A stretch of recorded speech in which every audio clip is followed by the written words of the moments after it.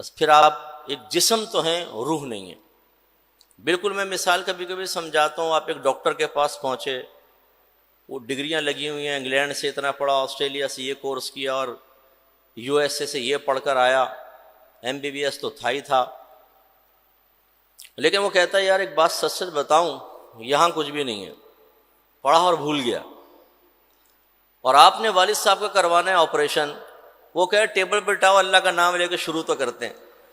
کبھی لٹائیں گے آپ اپنے ابا جان کو؟ بولیے۔ خالی ڈگریاں دیکھ کر، خالی اس کے ایم بی بی ایس کی سند کو دیکھ کر، خالی اس کے بڑے بڑے دعوے کہ یار پہلے میں نے بڑے آپریشن کیے تھے لیکن اب سب نکل گیا ذہن سے، آپ کہیں گے رسک نہیں لوں گا بھائی۔ ہماری حالت بھی بالکل ایسی ہے۔ میں اکثر عرض کرتا ہوں تو بعض بھائی میرے برا مان جاتے ہیں کیونکہ الفاظ میرے ایسے ہی ہوتے ہیں، لیکن میں حقیقت بیان کرتا ہوں۔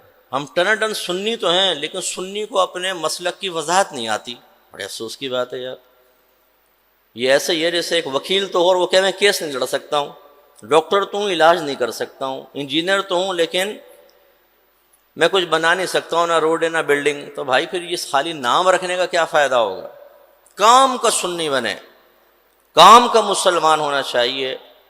آپ حنفی ہیں نا، حنفی، اگر آپ کا بچہ آپ سے پوچھتا ہے کہ کیوں ہیں حنفی ہم، کیوں تقلید کرتے ہیں، تقلید کا مطلب کیا ہوتا ہے؟ چاروں ائمہ حق ہیں، امام اعظم، امام شافعی، امام مالک، امام احمد بن حنبل، لیکن ہم صرف امام اعظم کی تقلید کیوں کرتے ہیں، جس کو تقلید شخصی کہتے ہیں اور واجب کہتے ہیں کہ ایک امام کی پیروی کرنا واجب ہے؟ کیوں؟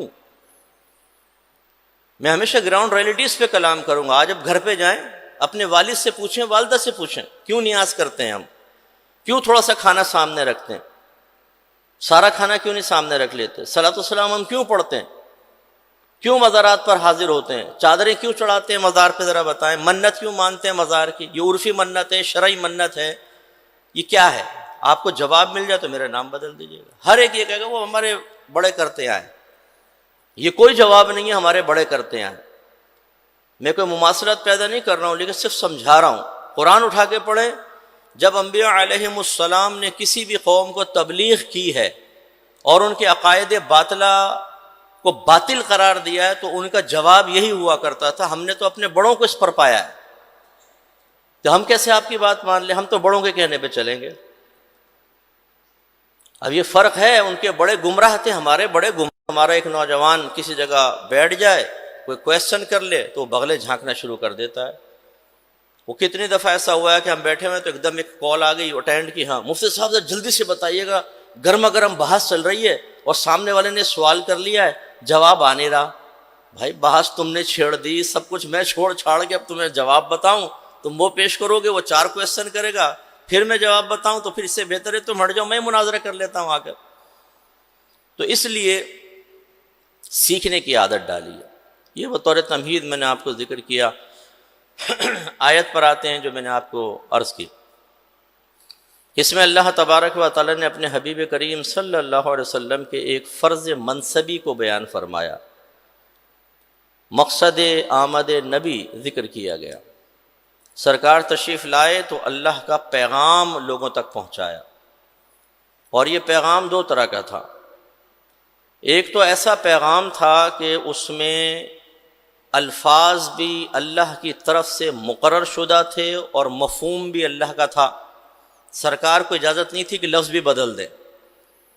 اسے کہتے ہیں وحی جلی، واضح وحی، اور اسی کا نام قرآن ہوتا ہے کہ جبریل امین نے آ کے قرآن پڑھا، جن الفاظ سے بیان ہوا انہی الفاظ سے سرکار نے آگے بیان کیا، اپنے پاس سے الفاظ نہیں بدل سکتے، اس کو وحی جلی کہتے ہیں۔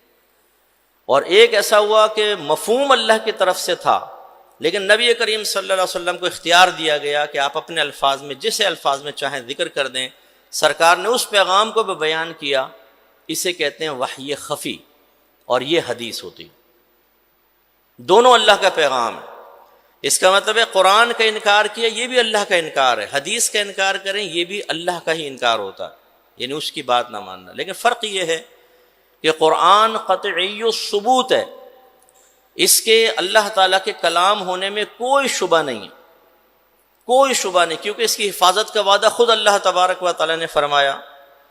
لیکن حدیثوں کی حفاظت کا وعدہ اللہ نے نہیں فرمایا۔ حدیثیں بیان ہوئیں، نبی کریم صلی اللہ علیہ وسلم جب صحابہ کرام کے سامنے بیان کر رہے تھے تو یاد رکھیں کہ آپ کی بات کردہ بیان میں اور قرآن میں حکم کے اعتبار سے کوئی فرق نہیں تھا۔ قرآن کا انکار کرنا بھی کفر، اور اگر خدا نہ خواستہ وہ کہتا آپ یہ جو بات ہمیں سمجھا رہے ہم نہیں مانتے، کافر ہو جاتا۔ لیکن فرق یہ ہوا کہ اب جب دو چیزیں ہمارے سامنے اب ہیں، قرآن حدیث، تو قرآن قطعی و ثبوت ہے، یعنی اس کا اللہ سے ثابت ہونا قطعی اور یقینی ہے، لہذا اس کا انکار کرنا کفر ہوگا۔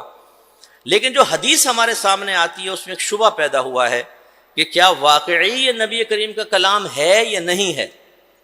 اس میں ہمارے اکابرین نے بڑی محنت کی، کیونکہ نبی کریم نے کسی صحابی کو بیان کیا، انہوں نے کسی تابعی کو بعد والے کو بیان کیا، انہوں نے تابعی کو بیان کیا، پھر یہ سلسلہ چلتا چلتا امام بخاری، امام مسلم، امام ترمذی، نسائی، ابو داؤد، ابن ماجہ تک پہنچا۔ یہ جو بیچ کے راویان آئے نا، تابعین اور پھر اس کے بعد، بلکہ بعض تابعین میں سے اس زمانے میں بھی بعض لوگ ایسے آئے کہ جنہوں نے حدیثوں میں اپنے پاس سے کچھ گڑبڑیشن کی، تو اس لیے ہر راوی کے اوپر بحث کرنا ضروری ہوا۔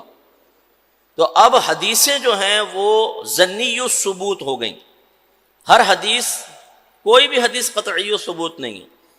بعض حدیثوں کے بارے میں ہمارے اکابرین کہتے ہیں کہ یہ حدیثیں متواتر ہیں، یعنی ان کے ہر زمانے میں روایت کرنے والے اتنے کثیر راوی ہیں کہ ان کا جھوٹ پر جمع ہونا عقلاً محال ہے، جس کی تعداد کم از کم 4 رکھی ہے کہ ہر زمانے میں 4 صحابہ نے سرکار سے سنا ہو، پھر 4 تابعین نے، پھر تبع تابعین نے، پھر ان کے بعد حتیٰ کہ امام بخاری تک پہنچی تو 4 سے سن کر آپ نے لی، تو وہ حدیث متواتر کہلاتی ہے۔ یہ حکم میں قرآن کی طرح ہوتی ہے کہ اس کا انکار کریں تو کفر ہے، لیکن خود اس میں اختلاف ہے کہ حدیث متواتر کوئی ہے بھی کہ نہیں ہے 12۔ تو اب کہنے کا مطلب یہ ہے کہ نبی کریم صلی اللہ علیہ وسلم کا پیغام جو حقیقتاً اللہ کا پیغام تھا، 2 ذریعوں سے ہم تک پہنچا ہے، ایک قرآن کے ذریعے اور ایک حدیث کے ذریعے۔ اور المیہ یہ ہے کہ ان دونوں پیغاموں کو سمجھنے کے لیے مسلمان تیار نہیں ہیں۔ یہی وجہ ہے کہ ہم میں سے بہت کم ایسے ہوں گے جنہوں نے پورے قرآن کو زندگی میں صرف ایک بار بھی ترجمہ اور تفسیر سے پڑھا ہو۔ ہم لوگوں کو سمجھاتے ہیں جی کنز الایمان پڑھیں، بہترین اعلیٰ حضرت کا ترجمہ ہے، تفسیری ترجمہ ہے، کہتے نہیں کہتے؟ لیکن جو ترغیب دے رہا ہوتا ہے نا، اس سے دائرہ ادب میں رہ کے پوچھے گا کبھی آپ نے بھی پورا پڑھا ہے؟ تو شاید شرمندہ ہو جائے گا وہ، کیونکہ ٹائم نہیں ہے ہمارے پاس، قرآن پڑھنے کا ٹائم نہیں ہے، قرآن سمجھنے کا ٹائم نہیں ہے۔ ترجمہ اعلیٰ حضرت سب سے بلند و بالا ہے، لیکن یہ ایسا ماشاءاللہ بھولا پپو ہے کہ اس بلند و بالا قرآن کو پڑھنے کے لیے، ترجمہ قرآن کو پڑھنے کے لیے ٹائم نہیں ہے ہمارے پاس۔ اور حدیث کا تو پھر اللہ ہی حافظ ہے۔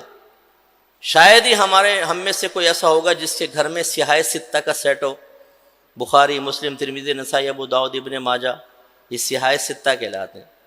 سیاہ یہ صحیحہ کی جمع ہے، صحیح کتابیں، اور ستہ مانے 6، یہ 6 صحیح حدیث کی کتابیں کہلاتی ہیں کہ اس میں اکثر حدیثیں بالکل اوتھینٹک ہیں، لیکن ہمارے گھر ان سے خالی ہیں۔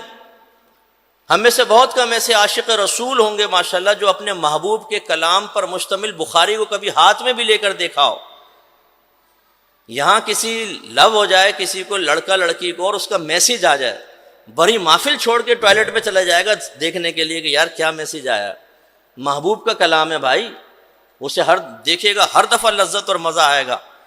جن سے چیٹ کرتے ہیں نا ہمارے نوجوان، نام ہے محمد اکرم، زلیخا کے نام سے فیک آئی ڈی بنائی ہوئی ہے، لڑکیوں کے وہ چیٹ چل رہی ہے جی، سہیلی بن کے نا، وہ ساری سیو کر کے رکھتے ہیں، جب وقت ملتا ہے پھر کھول کے ہنستے رہیں گے، خوش ہوتے رہیں گے، لذت اور مزہ ملے گا۔ اس کا مطلب ہے جس سے محبت ہو جاتی ہے، جس سے لگاؤ ہو جاتا ہے، جس کی طرف میلان ہو جاتا ہے، اس کے کلام کو انسان پڑھنا چاہتا ہے، اور جب پڑھتا ہے اس کو ایک لذت حاصل ہوتی ہے۔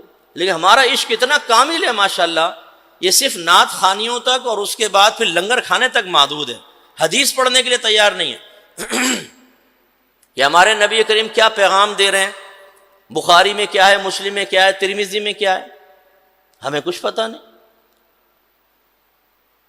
تو آپ خود سوچئے گا آپ میں سے کتنوں نے پڑھی ہیں بخاری کی حدیثیں بمائے شرح، مسلم پڑھی ہے بمائے شرح، ترمذی شرح کے ساتھ پڑھی ہے؟ نہیں، حدیث سے تو بہت دور ہیں ہم. اور ناراض مت ہوئیے گا، میں کبھی کبھی سمجھاتا ہوں. چلیں یہ تو دو وحی کی صورتیں ہیں، بہت امپورٹنٹ ہیں. ایک ضمنی چیز ہے لیکن عقلی لحاظ سے اس کو بھی اہمیت دینی چاہیے، جس کو میں یوں سمجھاتا ہوں کبھی کبھی. ایک لڑکے سے آپ پوچھیں بھائی تیرا نام کیا ہے، بولے یار بھول گیا. اچھا آپ کے والدین کا نام کیا، امی کا نام کیا، ابو کا کیا، وہ بھی یاد نہیں ہے. کتنے بھائی بہن ہو بھائی، یہ تعداد تو ذہن میں نہیں رہی. نام بتا دو، وہ بھی نہیں. اچھا بھائی بہن ہیں، ہاں ہے تو صحیح، بھائی بہن اتنا یاد ہے. اچھا بہن بھائیوں کی شادی ہو گئی، ہاں ہو گئی. بھابھیوں کے نام، بہنوئیوں کے نام، ان کے بچوں کے نام کچھ بھی یاد نہیں. آپ کیا کہیں گے ایسے شخص کو